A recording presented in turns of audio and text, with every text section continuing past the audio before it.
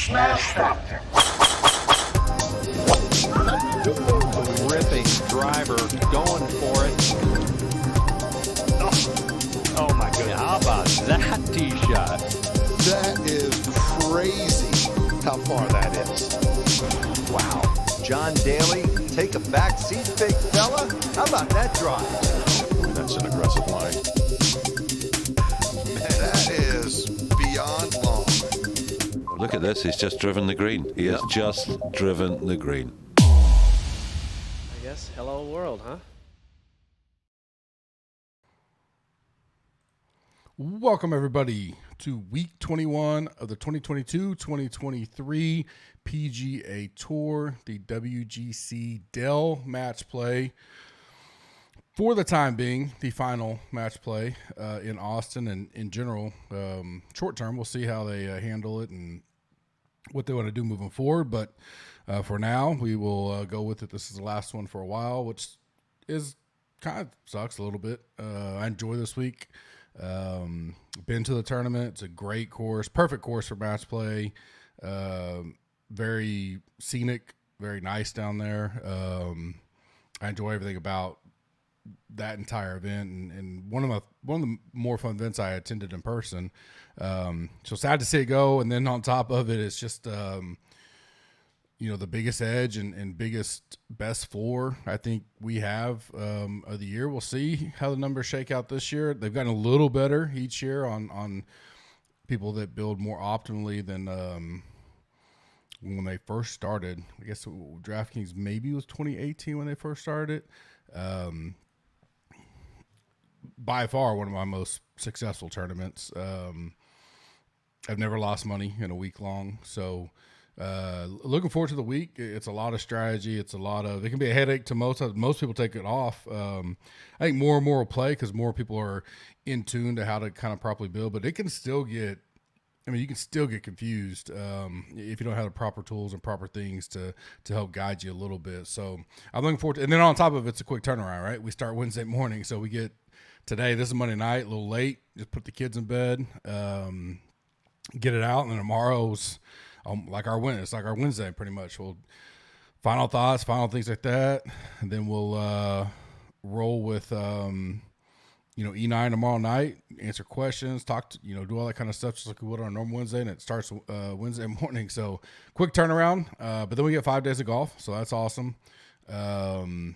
If you get to go in person, certainly I would say getting there early is awesome. Some beautiful views in the morning. Finding a group. One day I found a group and I walked the front nine, then scattered around. And then the next morning I found a group, walked the back nine, then scattered around, stuff like that. There's plenty of places to go and see and all that kind of stuff. So you'll have fun. You'll enjoy it. Not going to make it this year myself. I don't think I could possibly on a weekend, but it's just been so crazy around here with everything going on that, gonna pass and just let's focus on this stuff. Last week, oh man, I got about a third back, and I was surprised I did. I guess I kind of was, kind of wasn't. Extremely heavy on Fitzpatrick. Had a lot of Cootie. Had Vegas. Obviously, Fitzpatrick starts off second or third hole with a 9. Made it an uphill battle for him. I think he still finished 2 shots out of making the cut. So that was kind of brutal. And then the weather, quote unquote, edge that I chose to go the majority with didn't really pan out at all. So still had plenty of guys make it through and had some good 6-6s up there. Some contests was a little below the field, some above. Had 5-6s that cashed plenty.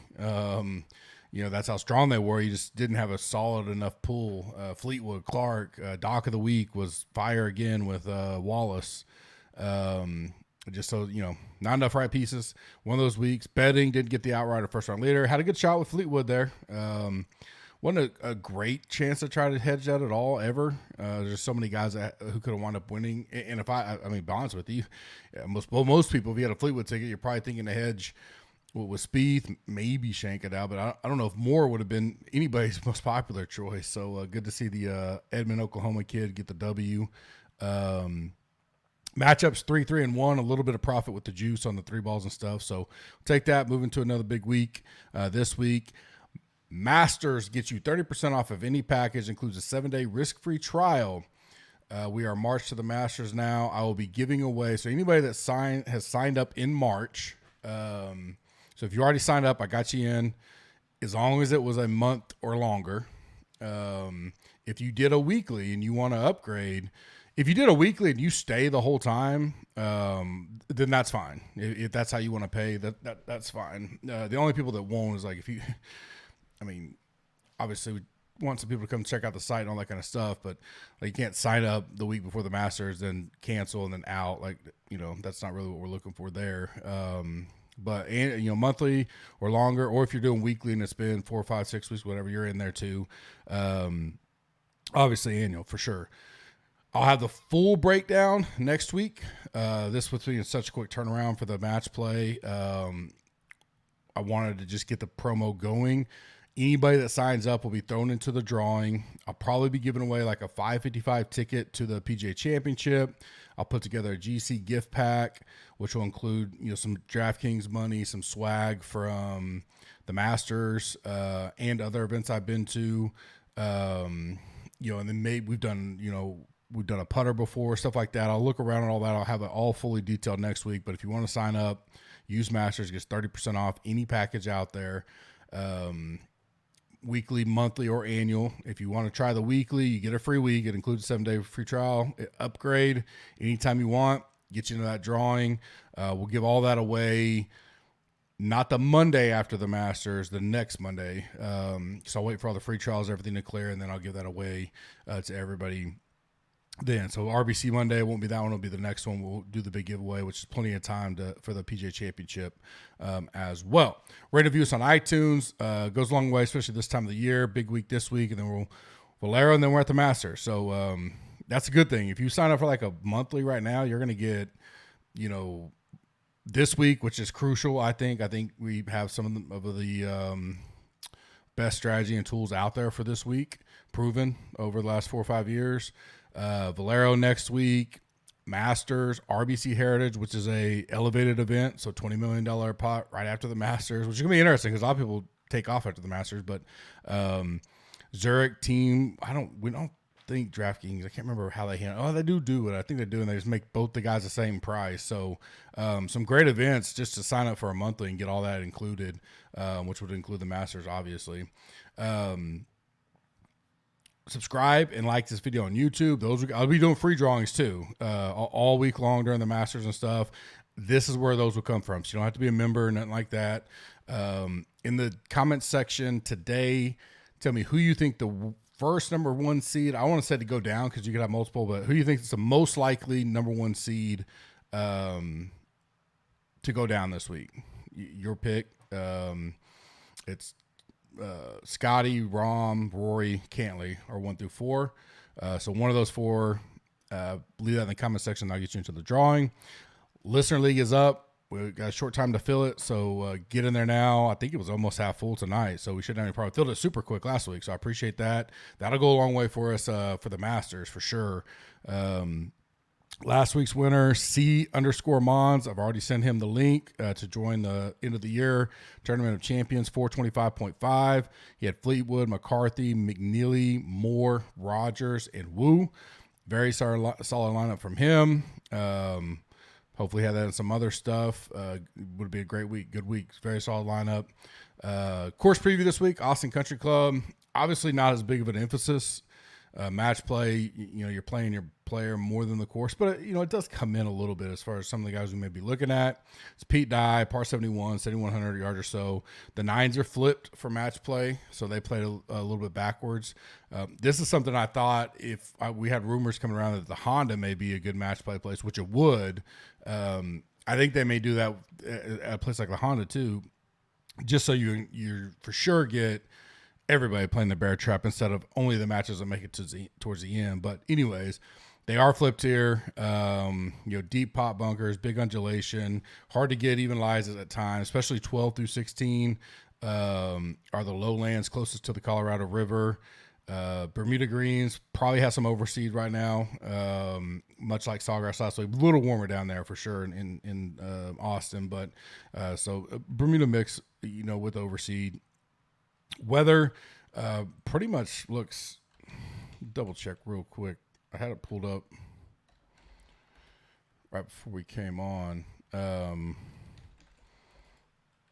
We personally have a big, that's why I was waiting for another update. We have a big chance of, tornadoes and stuff Thursday, but I think Austin in general, yeah, I don't see much right now. Winds may be up, and that could cause some issues.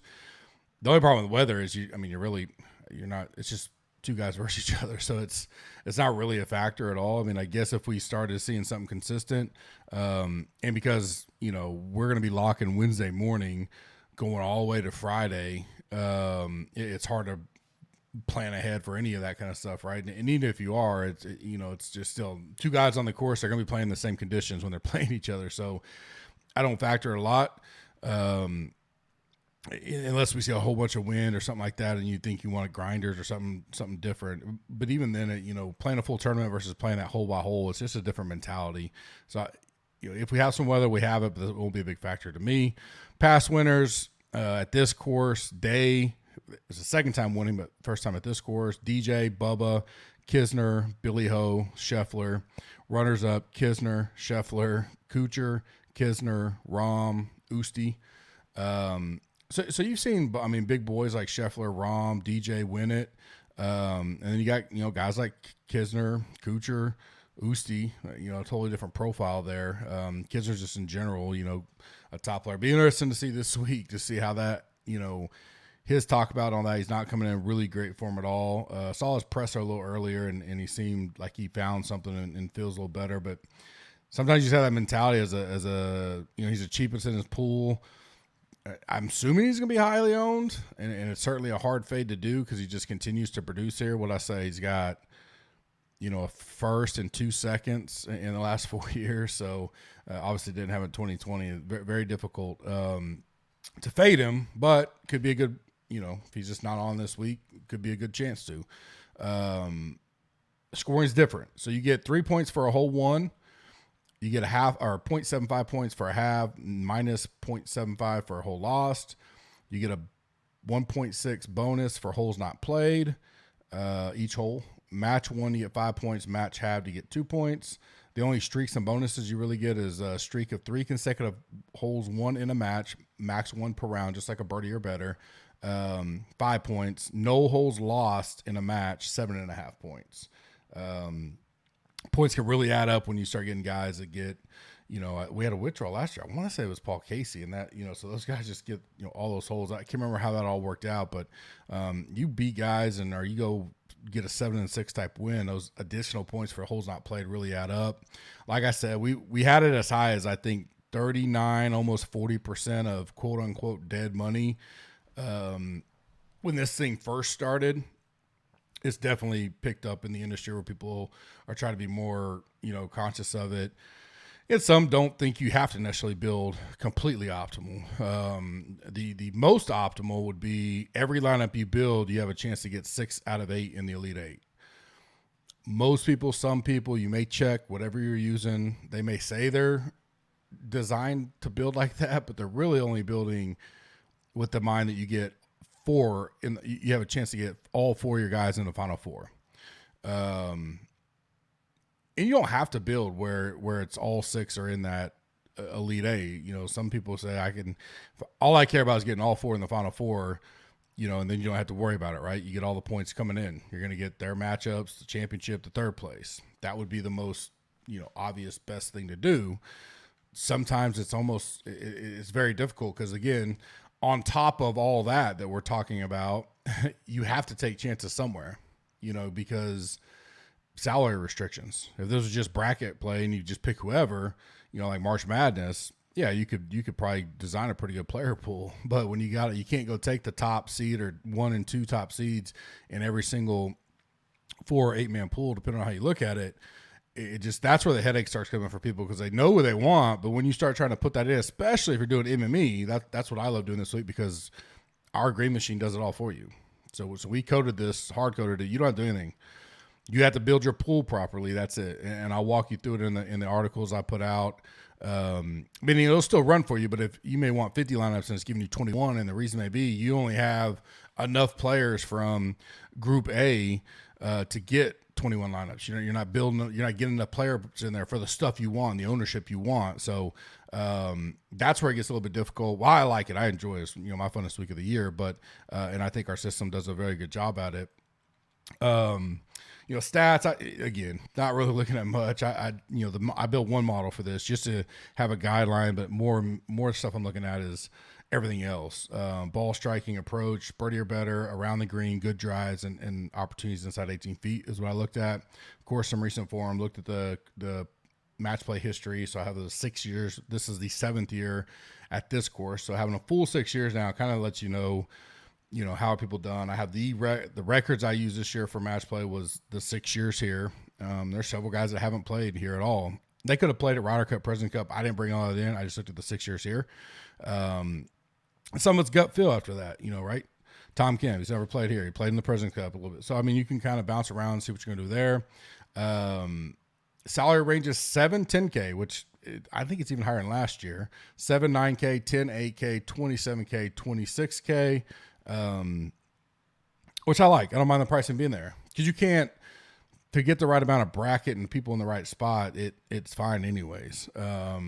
It'll make you think, and it definitely makes them you got to take some chances. And that's where I say you may build what the optimal bracket because, for instance, if it's Scheffler, Rahm, Hatton, Cantley in the final four, at best, you're having 2. Everybody, I think, at best, you're having 2. Just the way it mathematically could work. So that's where some guys go, I'll just take the chance that we don't get chalk and build, with only the restriction being I want the final 4 to have a shot at every lineup that has a final 4, which ours does that, but it also gives you insurance that you could get all 6 in the Elite 8 as well. So I'm going to like a traditional bracket. We have 4 guys in each pod. They play each other over the first 3 days. The winner of the pool advances from that one. And there's a 1 through 16 seed pool, basically. What I mean by that, so there's the Scheffler pool of 4 versus the Sungjae pool of 4. So whoever wins out of the Scheffler 4 will play the 16 seed, which would be M. So if seeding held through, the 1 versus 16 would be Scheffler versus M. The 8 versus 9 would be Hovland versus Morikawa. The 5 versus 12 would be Homa versus Spieth. The 4 versus 13 would be Cantley versus Burns. The 2 through 15 would be Rahm versus Cam Young. 7 through 10 would be Willie Z versus Finau. 6-11 would be Schauffele versus Fitzpatrick. 3 through 14 would be Rory versus Hatton. So if those 16 guys won the 4-man pools, that's who all would play each other in the Sweet 16. So if you're using my book that I put out there, just look at the first tab, the groups, it lays it out perfectly for you. So you can kind of go by there. So the Sweet 16, which is normally what I do each week, but I named it for that for another reason. I always give you 3 guys and a bubble boy in the 4 salary ranges. But now I'm just going to go through those 8 2 pods. So the first one I'm going to go through is Scheffler's and M's. And then go down those 8. I'm going to give you Fade of the Week, Sleeper of the Week, some gut feel, betting top 5 of the pop and 2 long shots by Underdog and Prize Picks, one and done, and then kind of get out of here. A lot of this is anecdotal. People can make any way you want. It really comes down to putting the time in of constructing a viable pool and then having something. If you're going to do single entry, which a lot of people do single entry or 3 max because they don't want to deal with MME.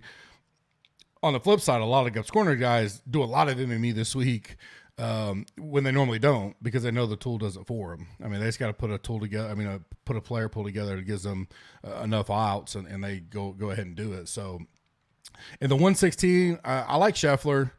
I do like Riley cheap. Riley was a stud amateur player. If you go back and look at some of his USAM stuff, I think he had one deal that only Spieth and Woods had done also. This is a tough pull for Scheffler, kind of. I mean, Tom Kim, we know, he can get fired up and get after it. Noren's got a tremendous record, 18 matches, and he's got a 77% win rate, one of the highest. I think it is the highest overall. So very tough one pull for Scheffler there. I like Scheffler. He's playing well. Out of all the one seeds that I mentioned earlier, he's probably my second favorite. I like Cantley's draw. Rory, he's got Hatton down there, a little bit of stuff like that, but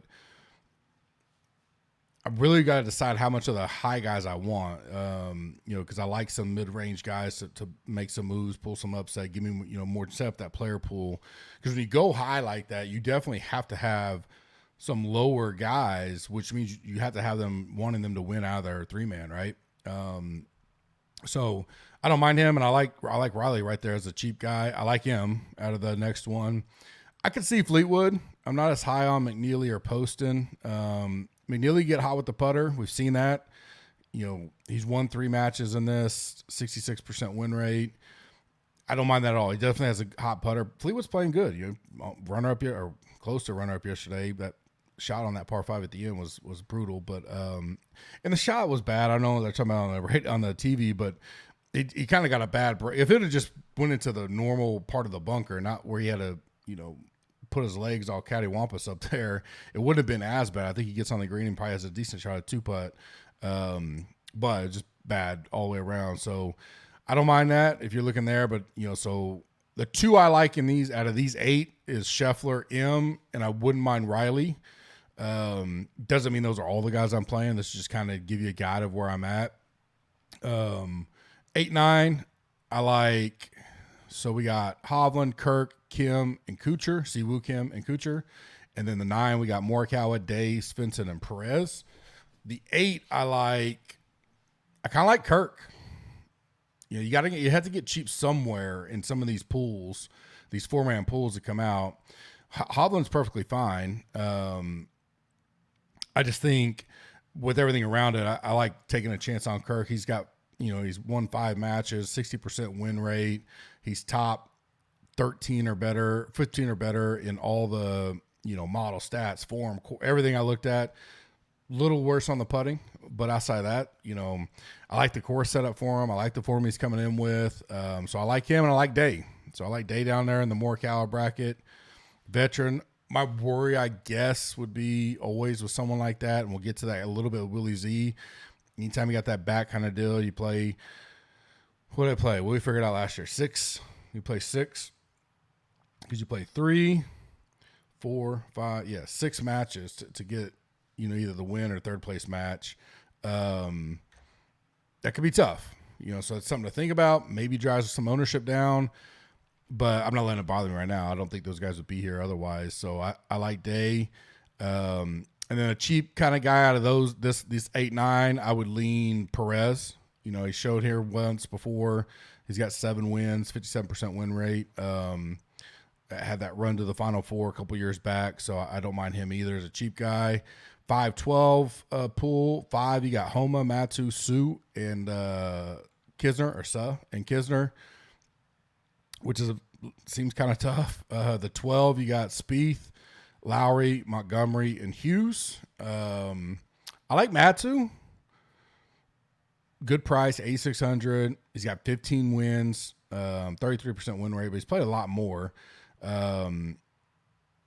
Finding some form a little bit. He's a guy, again, I think he'll be low owned.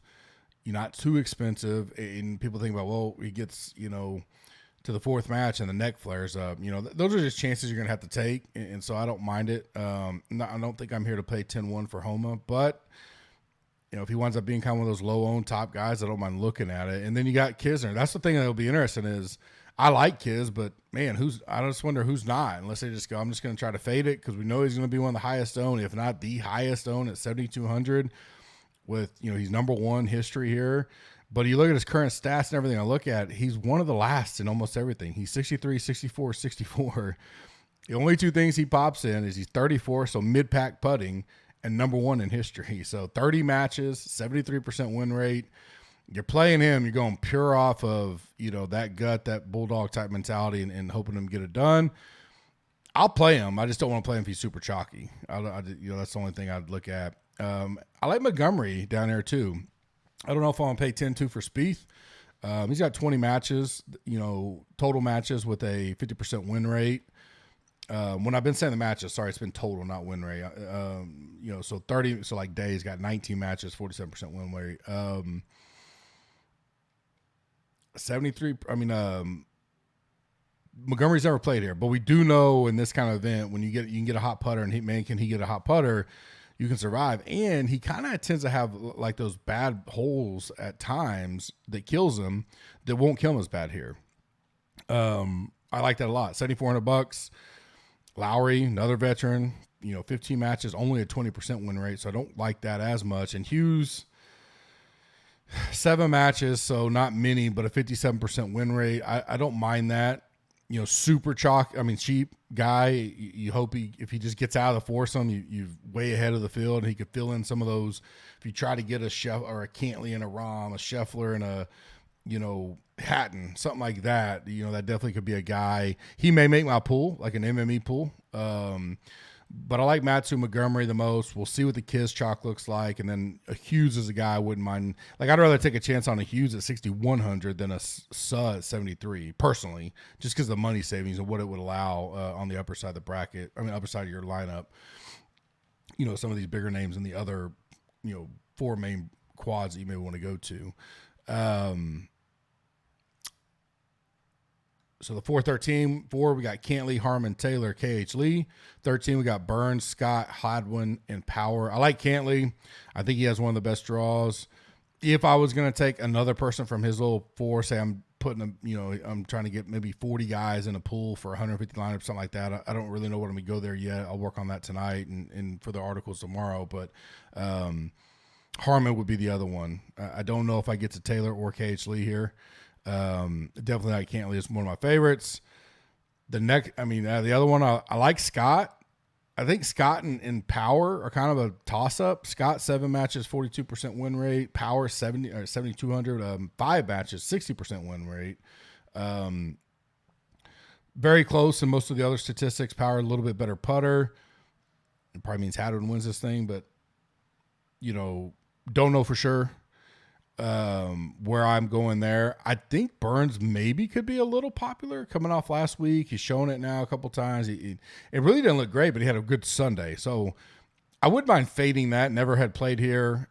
He's been so up and down over the last month or two that Scott's probably my favorite, and then I could take a sprinkle of some Power. I don't mind that either. So both of those intrigue me there, and then Cantley up top is definitely somewhere I'm looking to go right now. Let me get, okay, we go 215. 2, we got Rahm, Fowler, Mitchell, Horschel. 15, we got Young, Connors, Davis Thompson, and Straka. I like Rahm. Could see Mitchell, 8,100. I don't mind that. Horschel's another guy that he kind of in that kids category.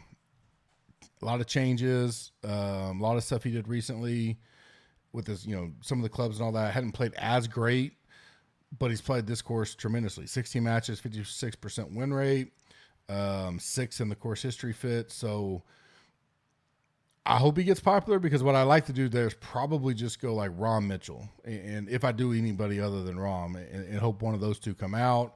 Down below, I would like Young. I just think we saw the news with the caddy today. I think that's going to only benefit him a lot. Maybe some stay away because they go, how's this first week going to work out? Not sure there. But at 9,200, I like his price. It lets a lot of things happen. He's played here, 33% win rate, only 3 matches. He only played last year. But, I like him in general all the way around. I think he can contend to win this. And I like Connors. 10 matches, 60% win rate. I think that's the one challenge there. I definitely would have both of those in an MME pool. Or at least very strong look at Connors as a cheap to come out of that pool.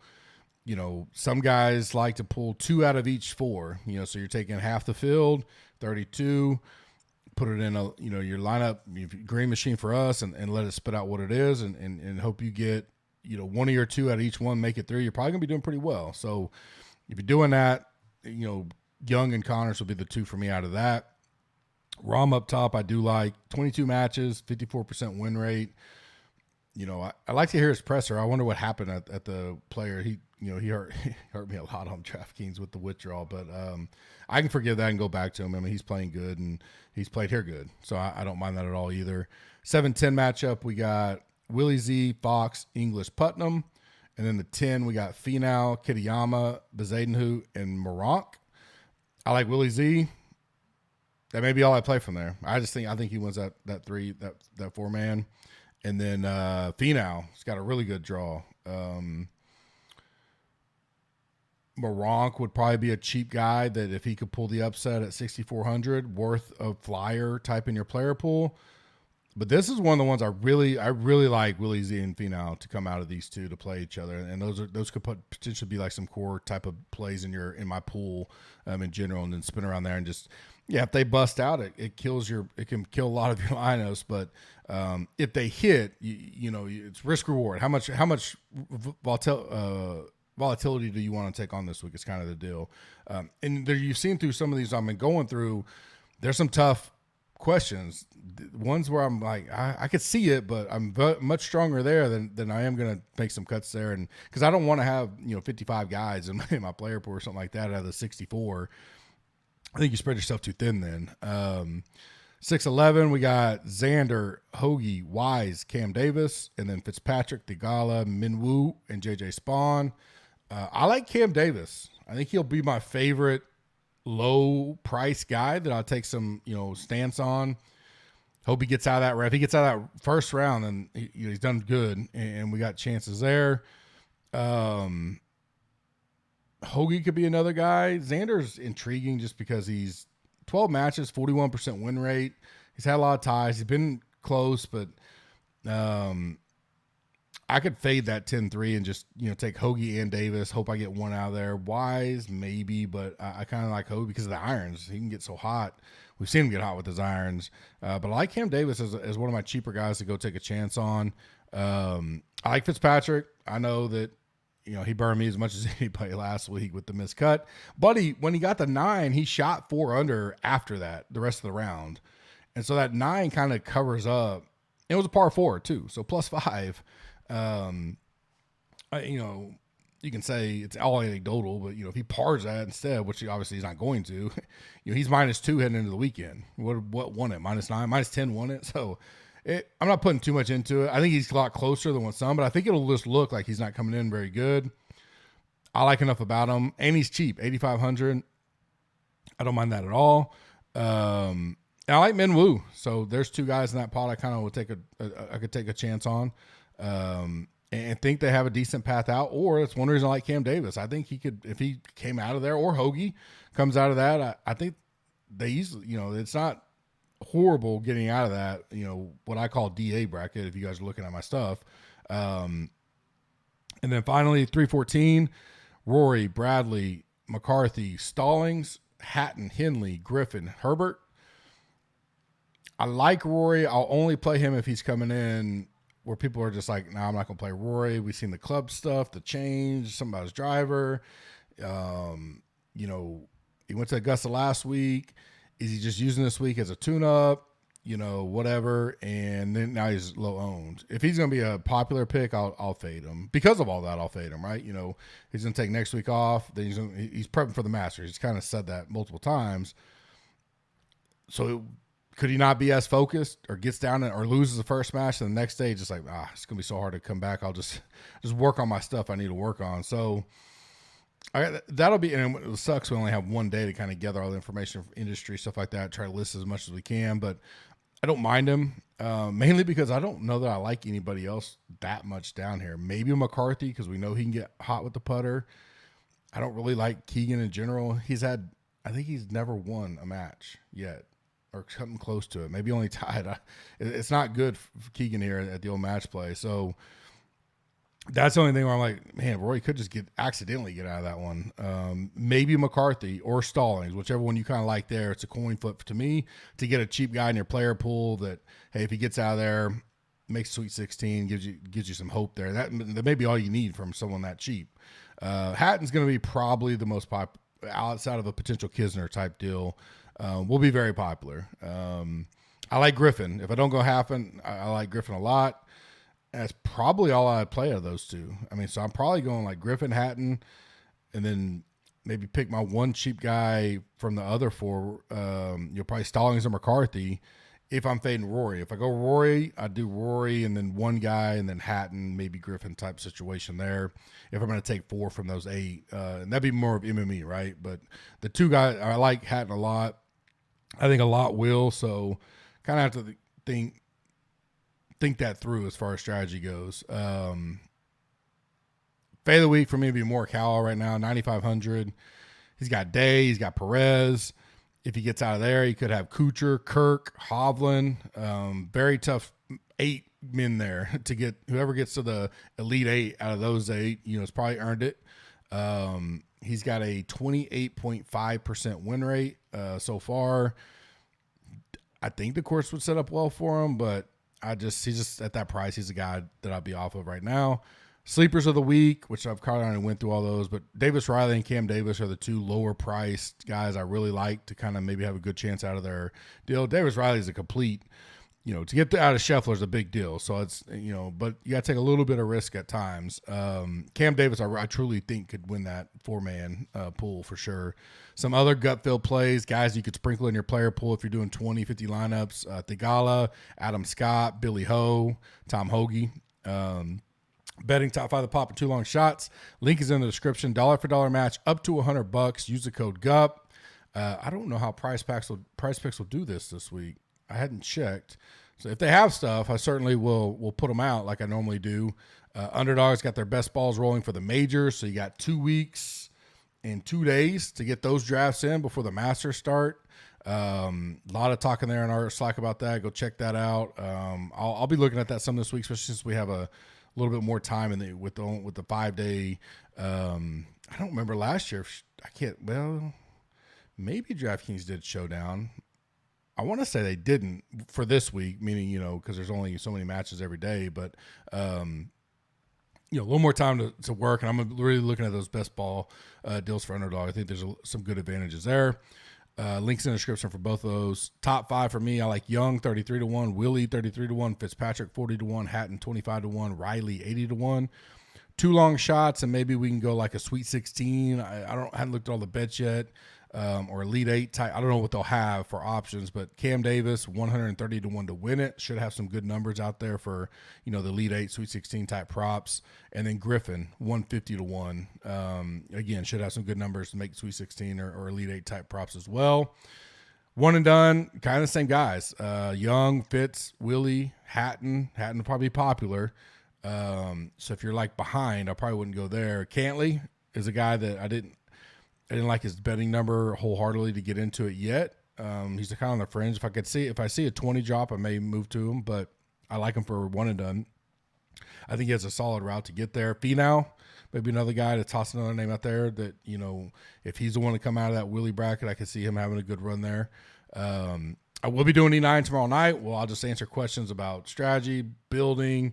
It's all more about that and then kind of piecing together, when you kind of look at ownership. Ownership is difficult this week because there's a lot of assumption of who people will want to play, but when you start trying to build the lineups, it gets harder for people because they go, I like him, I like him, I like him. Oh, well, then I get to that 5th spot, and I don't want a guy that I already have in this quadrant. And so when you start narrowing it down, you're like, well, I don't like any of those guys. So you just got to take some of those chances. So it really, unless you've gone through it a few years, it really takes some time to go through it all. Luckily, everything we put out there on the site is great research for you this week.